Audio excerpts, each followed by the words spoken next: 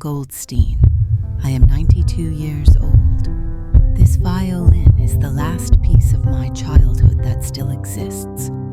I was born in Warsaw, Poland in 1932. I was a little girl who danced when it rained and believed the world was good. I had a mother, Rivka. She sang lullabies to me in Yiddish.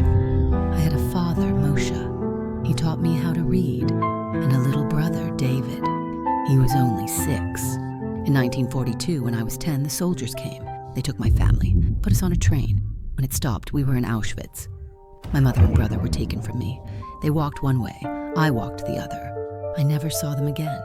I was alone, a little girl, surrounded by death. Then they found out I could play the violin. The Nazis made me play for them. They laughed, they drank, they said, "Play something beautiful." So I played.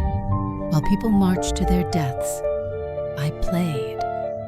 While smoke rose into the sky, I played. While my fingers bled and my stomach ached from hunger, I played. Because if I stopped, I would die too.